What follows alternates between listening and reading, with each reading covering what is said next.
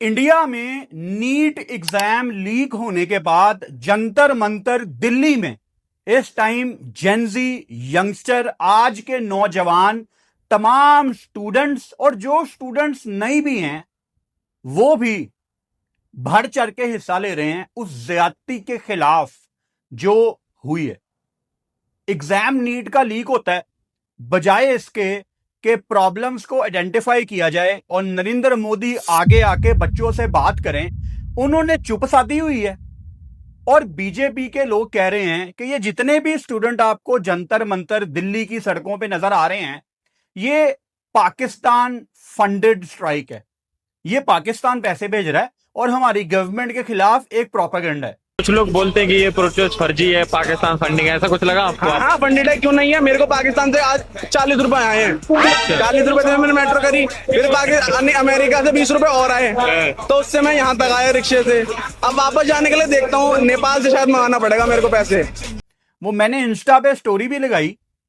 India में students समझ गए हैं कि शायद अब इस पे धुरंधर 4 आने वाली है या धुरंधर 3 आने वाली है या पता नहीं धुरंधर 5 आने वाली है, और उस मूवी में यह साबित किया जाएगा कि किस तरह नीट का एग्जाम पाकिस्तान ने लीक करवाया लाहौर पोर्ट में बैठ के कि इंडिया में हालात खराब हों।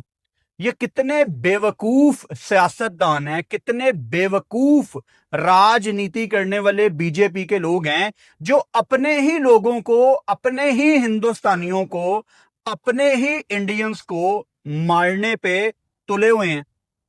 मैं पिछले कई सालों से आप लोगों को बीजेपी की हकीकत बताता रहा हूं कि इन्होंने हमारी क्रिकेट को भी गंदा किया और अपने मुल्क को तो ये गंदा कर ही रहे हैं, और गंदा करके फिर चुप हो जाते हैं।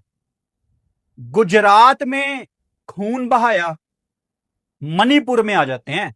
2023 में जब मणिपुर में लोग एहतजाज कर रहे थे, लोग इकट्ठे हुए थे, ज्यादती हुई थी मणिपुर में, वहां पे मोदी के पास 80 दिन तक टाइम नहीं था कि वो अपनी ही रियासत, अपनी ही स्टेट, अपनी ही जगह, अपने ही लोगों में जाके बैठ के उनसे बात करें। बिल्कुल टाइम नहीं था, लेकिन मई 2023 में उनके पास इतना टाइम था कि वो जापान का दौरा कर सकें। फिर मई 2023 में ऑस्ट्रेलिया का दौरा भी किया। वो मिस नहीं ना हो सकते फॉरेन ट्रिप्स, वो भी इस उम्र में। फिर जून के महीने में यूएसए भी गए पापा से मिलने। फिर इजिप्ट का दौरा भी किया। फिर उससे अगले महीने जुलाई में फ्रांस और दुबई भी गए। तो दुनिया भर में घूमने का टाइम था, लेकिन मणिपुर जाने का वक्त नहीं था। चलो आप मणिपुर नहीं गए, लेकिन एक स्टेटमेंट आपके मुंह से मणिपुर के आपके लोग सुनना चाहते थे कि हमारा पीएम बदकिस्मती से जो बना हुआ है, ये एटलीस्ट हमारे बारे में एक लफ्ज बोल दे। लेकिन वहां पे चुप साधी भी थी। ये इंडियन रेसलिंग फेडरेशन का मुझे वाकया याद आता है, जब उन्होंने भूषण सिंह के अगेंस्ट सेक्सुअल हरासमेंट पे एहतजाज किया। बीजेपी से ताल्लुक है भूषण सिंह का, लेकिन नरेंद्र मोदी, बीजेपी ने टोटल उसको सेफ किया। मोदी की तरफ से एक स्टेटमेंट भी नहीं आई। अगेन अपने लोगों के साथ दगा करना कोई मोदी से सीखे। और अब दिल्ली में जंतर मंतर में जो दोबारा से जेनजी स्टूडेंट्स जो एहतजाज कर रहे हैं, जो स्ट्राइक कर रहे हैं, जो प्रोटेस्ट कर रहे हैं, उसके ऊपर भी मोदी ने चुप साधी हुई है। बजाय इसके कि पीएम अपने स्टूडेंट्स से आके बात करे और प्रॉब्लम सॉल्व करने की तरफ जाए कि किस तरह बिहार और गुजरात में 28-28 लाख के पेपर लीक हो गए हैं। यह कैसा सिस्टम है? बजाय इसके कि आप सारे बैठो और स्टूडेंट्स की बात सुनो, अपनी ही पुलिस अपने ही लोगों को मार रही है। वो मैंने इंस्टा पे स्टोरी लगाई है सबूत के लिए कि वहां पे पुलिस बच्चों से पूछ रही है कि आपका नाम क्या है। अब वहां पे स्टूडेंट इनके ये तरीकाकार समझ गए हैं। अगर कोई स्टूडेंट अपना नाम मुसलमान वाला नाम बता देना, तो उसको कहते हैं कि तुम तो एंटी इंडियन हो, तुम तो इंडियन हो ही नहीं हो, तुम जाओ यहां से। ये मेरे इंस्टा पे स्टोरियां लगी हुई हैं, ये देखना।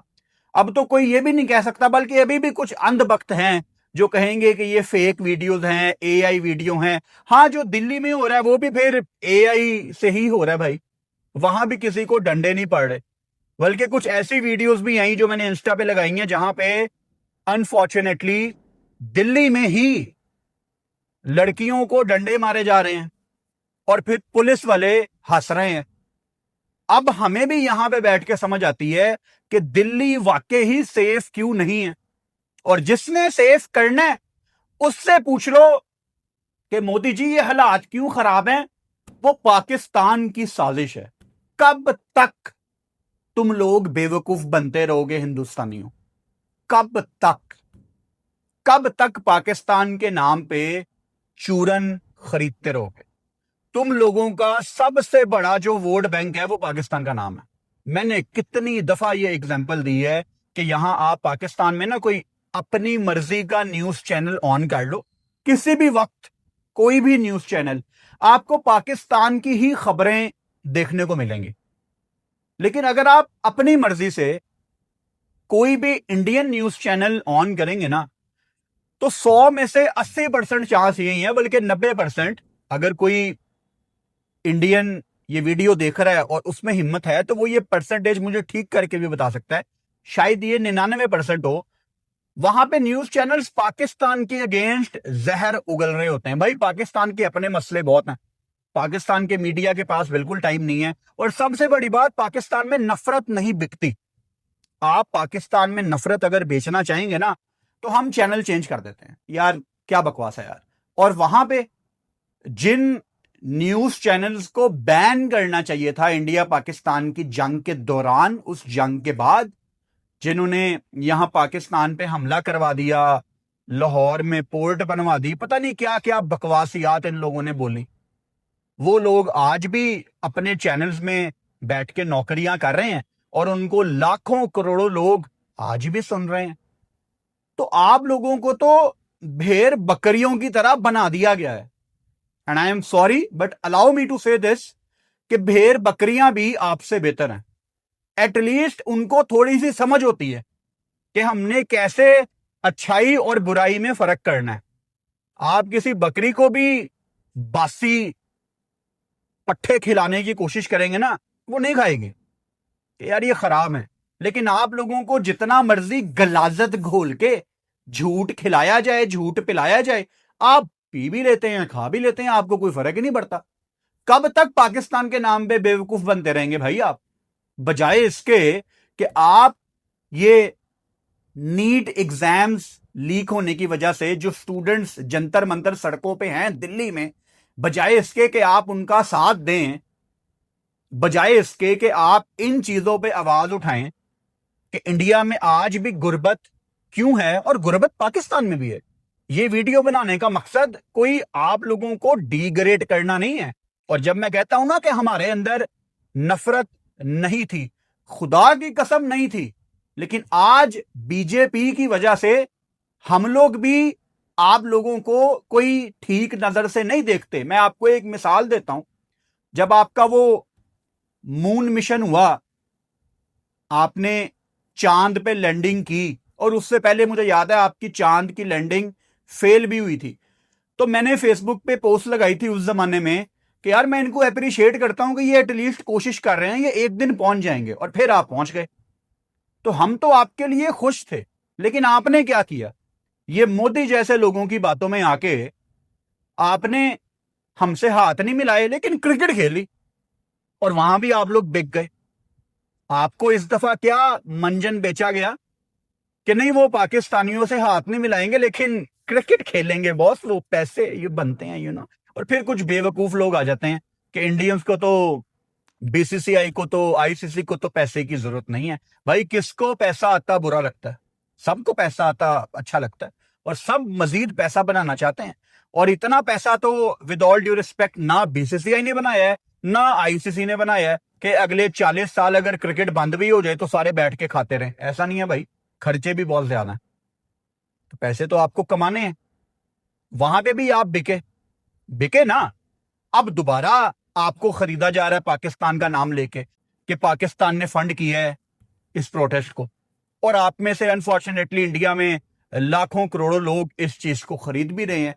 तो अच्छी बात है, मुझे बड़ी खुशी है इस चीज की कि मैंने बहुत ज्यादा वीडियोस देखी हैं लेटेस्ट जो दिल्ली से निकल के बाहर आई हैं, जहां पे जो नौजवान नस्ल है इंडिया की, उनको एटलीस्ट समझ आना शुरू हो गई है कि ये हमें हिंदू मुस्लिम कह के बांटते हैं, ये हमें हिंदू मुस्लिम कह के अलहदा अलहदा करते हैं। मुझे दिल पे हाथ रख के बताओ, क्या इस दफा भी ईद पे, बकरा ईद पे बीजेपी वालों ने हालात खराब करने की कोशिश नहीं की? जबकि असलियत यह है कि गाय का गोश्त जो मुल्क सबसे ज्यादा काट के बेचता है वो इंडिया है। तो फिर ये सामने क्यों नहीं आते बीजेपी वाले? तो कब तक बेवकूफ बनना है? अच्छी बात यह है कि अवेयरनेस आना शुरू हो गई है। इंडिया का अगर कोई स्टूडेंट ये वीडियो देख रहा है तो मैं सारे पाकिस्तान की तरफ से आपको एक पैगाम देना चाहता हूं। हमारे रास्ते चाहे फिलहाल अलग हैं, लेकिन हमारे मसले मसाइल सेम हैं। हम अपने अपने रिस्पेक्टिव कंट्रीज को फर्स्ट वर्ल्ड कंट्री देखना चाहते हैं, और हमारे पॉलिटिशियंस शायद उस ट्रैक से बहुत दूर हैं। ठीक मुद्दों पे आवाज उठाओ, ठीक तरफ अपने कंट्री को ले जाने की तरफ कोशिश करो। ये आप भी कर रहे हो और हम भी कर रहे हैं। तो हमारी जो जद्दोजहद है, हमारा जो जर्नी है वो सेम है, लेकिन रास्ते फिर भी अलग हैं। सो पाकिस्तान की तरफ से आपको शाबाश हम देते हैं। आप जो भी कर रहे हैं, आपने जो तुन के रखा हुआ है बीजेपी वालों को, आप जो इन लोगों को एक्सपोज कर रहे हैं, गुड जॉब। अब आ जाते हैं हमारी क्रिकेट की तरफ।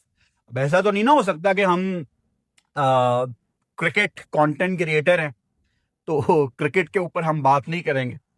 थोड़ा सा वीडियो को लाइट कर लेते हैं। भाई साहब, एक इंटरव्यू टाइप चीज जियो न्यूज ने की सैयद याह्या हुसैनी ने।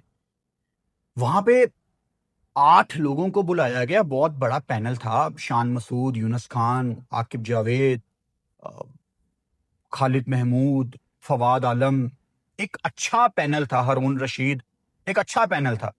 बहुत ज्यादा लोग थे। एक तो एक सजेशन है याह्या हुसैनी को, जियो न्यूज को, कि जब आप इतने ज्यादा गेस्ट बुला लेते हैं ना, अव्वल तो खैर ये बहुत ज्यादा गेस्ट हैं, थोड़े कम किया करें गेस्ट ताकि क्वालिटी कन्वर्सेशन निकले। लेकिन जब आप गेस्ट को बुलाते हैं, उनको बोलने दिया करें। लिसनिंग एक्सपीरियंस बहुत खराब होता है। एक गेस्ट बोल रहा है, आप पीछे से तय करके आए हुए हैं कि हमने 2 घंटे में शो खत्म करना है, तो इससे अच्छा करो ही ना। या उतने गेस्ट बुलाओ जिनको प्रॉपर टाइम मिले। अभी गेस्ट की आधी बात होती है, आप अगला क्वेश्चन फ्रॉम नोवेयर ला के सामने रख देते हैं, तो कन्वर्सेशन नहीं बनती, बातों में से बातें नहीं निकलती। थोड़ा रिलैक्स माहौल रखा करें, और ये बैकग्राउंड में म्यूजिक लगाने बंद करें यार। मतलब कन्वर्सेशन, सीरियस कन्वर्सेशन होनी चाहिए, तो पीछे म्यूजिक चल रहा पे। ये पुरानी चीजें हैं, 1995, 1996, 2000, 2003, 2004 में चल जाती थी, लेकिन अब ये चीजें नहीं अच्छी लगती।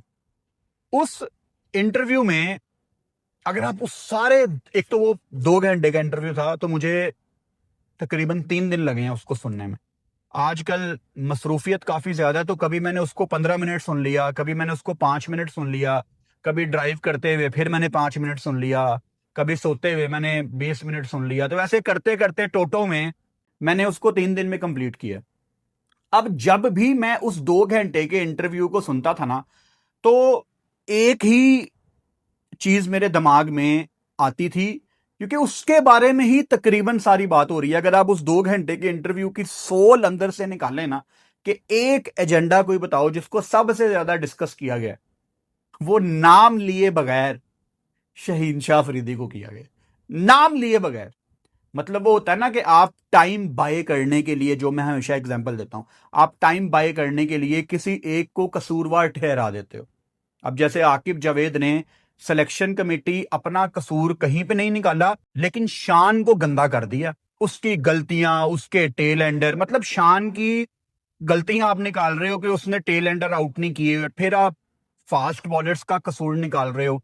तो अगर फास्ट बॉलर्स का कसूर है तो फिर शान का तो कोई कसूर नहीं था। यानी आपको समझ नहीं आ रही कि मैंने ब्लेम गेम किसके ऊपर खेलनी है। आकिब जावेद का पिछले 1.5-2 हफ्ते से नैरेटिव यही है ना, वो शान का नाम ले लेके उसको जलील कर रहे हैं। और अगर कोई पाकिस्तान का मौजूदा प्लेयर या ये वाला कप्तान या पिछला कप्तान या कभी आने वाला कप्तान अगर कोई खुश हो रहा है कि हाँ यार शान को ठीक रगड़ा लगाया जा रहा है, तो अगले आप होंगे। आज शान का नाम लेके उसको जलील किया जा रहा है, कल कोई और होगा। तो नाम लेके कप्तानों को डिग्रेड करना, ये एग्जाम्पल ही आप गलत कायम कर रहे हो। शहीन शाह अफरीदी के ऊपर नाम लिए बगैर इतने इतने शो हो गए हैं, वो तो बेचारा उसे डिप्रेशन जा गया होएगा। पेस नीचे आ गया, 126 पे दूसरे तीसरे स्पेल पे आ गए। तो ठीक है, आप लोगों ने फिर उसको क्यों अलाउ किया, क्यों एनओसी दिया क्रिकेट बोर्ड ने? इस टाइम वो लंका लीग में जाके उधर भी 132 133 पे ही बॉल कर रहा है। रोको, लगाम डालो, करो यहां पे काम। जो डेवलपमेंट का चूरन आप बेचते हो कि हमारी स्पेशलिटी है इसमें, करो उसको डेवलप, करो उसके ऊपर काम। या तो बता दो कि यार शहीन 132-33 का बॉलर है, इससे ऊपर नहीं जा सकता, उसकी बॉडी में कोई चेंजेस आ गए। यहां तो सानू दस दो। ब्लेम भी करना है, इंप्रूवमेंट के लिए काम भी नहीं करना। तो खैर ये ड्रामेबाजियां हैं, प्लेयर्स को डिग्रेड करना, उनके नाम लेके। देखें, मैं यहां पे बैठ के प्लेयर का नाम ले सकता हूं क्योंकि मैं प्लेयर्स का उस्ताद नहीं हूं, मैं हाई परफॉर्मेंस सेंटर में काम नहीं करता, मैं कोच नहीं हूं, मैं नाम ले सकता हूं। लेकिन जब आप कोच होते हैं ना, जब आप NCA high performance centre type इदारों को चला रहे हैं, तो आपका रोल होता है एक बाप की तरह, और प्लेयर्स आपके बच्चे होते हैं। अब बाप अच्छा लगता है टीवी चैनल पे बैठ के अपने बच्चों का नाम लेके उनकी लेग पुलिंग कर रहा है, बाप को इंप्रूवमेंट के लिए काम करना है। लेकिन यहां पे अनफॉर्चुनेटली हर बंदे को 3-3 4-4 नौकरियां भी करनी है, और ये लीडरशिप से है, ऊपर से जो इंस्पिरेशन है वो लीडर हैं, मोहसिन नकवी साहब। मैंने एक दफा नहीं, कुछ 10,000 दफा इस चीज को हाईलाइट किया है कि चेयरमैन साहब खुद एक से ज्यादा रोल अदा कर रहे हैं। वो इंटीरियर मिनिस्टर भी हैं, वो चेयरमैन भी हैं, वो बड़े इंपॉर्टेंट मेंबर है पाकिस्तान के। पाकिस्तान की सिक्योरिटी उनके हाथों में है। वो कभी अमेरिका होते हैं, कभी वो ईरान होते हैं, तो उनके नीचे जो उनकी अपनी बनाई गई टीम है वो तो फिर ऐसी होगी। आकिब जावेद कहते हैं कि मैं सेलेक्टर भी हूं, मैं प्लेयर्स की डेवलपमेंट भी कर रहा हूं, मैं ए भी कर रहे हैं, मैं वो भी कर रहे हैं, सिलेक्शन कमेटी तो फुल टाइम जॉब ही नहीं है। तो ठीक है, फिर नीचे वाले भी यही करेंगे ना। आप असद शफीक को देख लें, वो आपकी पाकिस्तान टीम के बैटिंग कोच हैं। इस टाइम कहां पे हैं वो? West Indies. कराची का जो हाई परफॉर्मेंस सेंटर है वो उसके भी डायरेक्टर हैं, लेकिन इस टाइम वो वहां पे नहीं है। वो वुमेन्स टीम के सिलेक्टर भी हैं, और इस टाइम वो उधर बैठे हुए हैं, वेस्ट इंडीज। इसके बाद वो इंग्लैंड जाएंगे। तो हर बंदा यहां पे 2-2 3-3 4-4 नौकरियां कर रहा है, क्योंकि ऊपर से लीडरशिप भी 2-2 3-3 ही जगह लगी हुई है। तो आपको नीचे वालों पे बात करने से पहले जरा ऊपर से पहले नजर मारनी है कि ऊपर चीजें कहां पे गलत हो रही हैं। आप प्रॉब्लम की जड़ तक पहुंच जाएंगे। कल एक नई वीडियो में रात को 7:30 बजे आपसे मुलाकात होती है। Good night.